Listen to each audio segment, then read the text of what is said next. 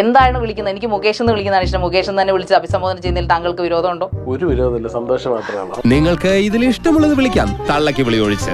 താങ്കളെ കുറിച്ച് ഒന്നും അറിയാത്ത ഒരാള് താങ്കളുടെ പ്രൊഫൈൽ എടുത്ത് ഓപ്പൺ ചെയ്ത് നോക്കുമ്പോൾ കാണുന്ന മദ്യത്തിന്റെ മൊത്തത്തിൽ ഒരു ആറാട്ടാണ് അതിനകത്ത് കാണുന്നത്.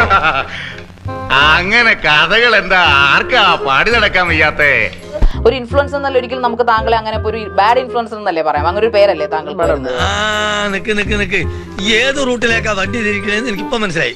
എന്താ സർക്കാർ വിൽക്കുന്നു? ഇതൊരു മോശം സാധനമാണെങ്കിൽ എന്തുകൊണ്ട് സർക്കാർ വിൽക്കുന്നു? സർക്കാരിന് ഇത് സർക്കാരിന്റെ ബിസിനസ് മാറ്റി നിർത്തിയില്ല. അതുപോലെ ഇത് നിർത്താൻ പാടില്ലേ?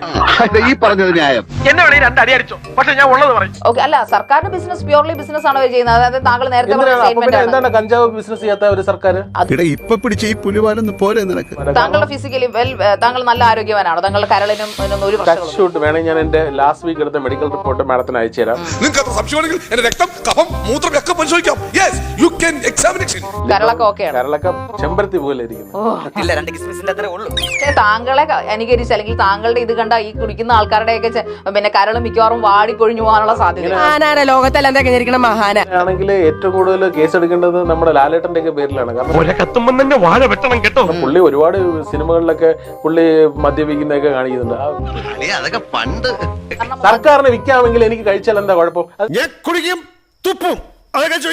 അത് രണ്ട് വീഡിയോ ഇട്ടാ എന്താ കുഴപ്പം? അല്ലെങ്കിൽ സർക്കാർ തന്നെ വിൽപ്പന നിർത്തണം. ഇവനൊരു എല്ല് കൂടുതലാണല്ലോ. ആരാടാ നീ? ഞാൻ ശാരിക മാഡത്തിനോട് ഒരു കാര്യം ചെയ്തു. മാഡം ഇപ്പൊ തലയിൽ അടിച്ചിരിക്കുന്ന ബ്രൗൺ കളർ, അത് നമ്മളുടെ ഹെയറിനും സ്കിന്നിനും ഒക്കെ ഭയങ്കര കേടാണ്. പക്ഷെ മാഡം ഇത് അടിച്ച് ഇവിടെ വന്ന് ഇരിക്കുന്നത് ഇത് കണ്ടിട്ട് ഇൻഫ്ലുവൻസ് ആയിട്ട് ഒരുപാട് പേര് അങ്ങനെ ചെയ്യില്ലേ? അതിനേക്കാൾ ഭേദമായി ആ മാവിന്റെ കൊമ്പത്ത് തൂങ്ങണതാ. അപ്പൊ മാഡം അറിഞ്ഞോ അറിയാതെയോ അത് പ്രൊമോട്ട് ചെയ്യുന്നുണ്ട്. പിന്നെ അത് കിട്ടണം.